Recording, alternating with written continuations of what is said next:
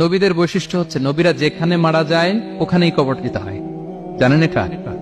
বিষ্ণু ইসলাম মারা গিয়েছিলেন আম্মাজান আয়েশা রাদিয়াল্লাহু তাআলার ঘরে, বলে ওখানে বিষ্ণু ইসলামের কবর রয়েছে, ওখানেই কবর।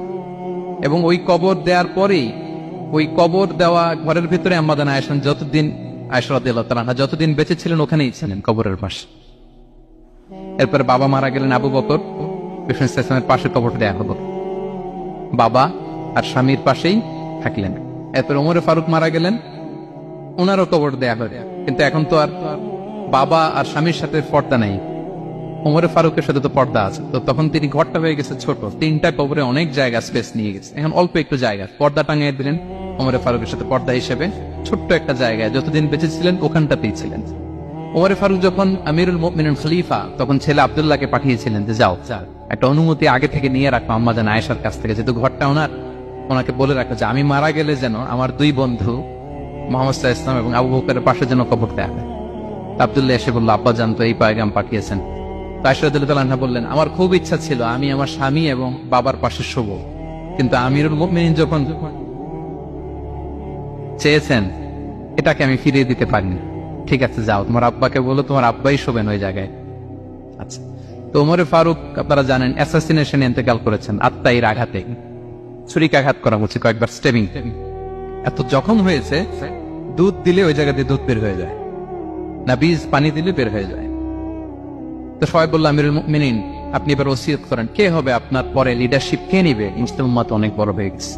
তখন তিনি ওসিয়ত করলেন এবং ছেলেকে আব্দুল্লাহকে আবার বললেন যে আব্দুল্লাহ আবার যাও, যে আম্মাজানের থেকে অনুমতি নাও। বলতেছে অনুমতি না নিলাম আর অনেক আগে, উনি তো বলছে আপনি মারা গেলে ওখানেই শোবেন। বলতেছে না, তখন আমি আমিরুল মুমিনিন ছিলাম, এখন তো কিছুক্ষণ পরেই মারা যাবে, এমন হতে পারে আমার ভয়ে বা লজ্জায় তখন অনুমতি দিছে, এখন আর দিবেন, আবার যাও। আবার গেল, আয়েশা রাদিয়াল্লাহু তাআলা আনহা বললেন না, এখন আমি আগের কথার উপরে আছে, তোমার আব্বাই সেখানে শোক। সুবহানাল্লাহ। ওমরে ফারুক ওখানে শুলেন, তখন তিনি পর্দা আরম্ভ করলেন আম্মাজান আয়েশা। তাহলে রাসূল সাল্লাল্লাহু আলাইহি ওয়াসাল্লামের কবরটা হচ্ছে আম্মাজান আয়েশা রাদিয়াল্লাহু তাআলা আনহার ঘরের ভেতরেই। আপনারা মসজিদে নববী যারা ভিজিট করেছেন তারা জানেন যে আপনারা যখন কিবলামুখী হয়ে নামাজ পড়েন, বাম দিকে বিষ্ণু ইসলামের কবর, সেখানে রাসূল সাল্লাল্লাহু আলাইহি ওয়াসাল্লামের পাশে আবু বকর এবং ওমরে ফারুক রাদিয়াল্লাহু তাআলা আনহুমা শুয়ে আছেন। রাসূল সাল্লাল্লাহু আলাইহি ওয়াসাল্লামের কবর থেকে মিম্বার পর্যন্ত এই পুরো জায়গাটা রাউদাতুম মিন রিয়াদিল জান্নাহ, দুনিয়ার বুকে জান্নাতের একটা টুকরা।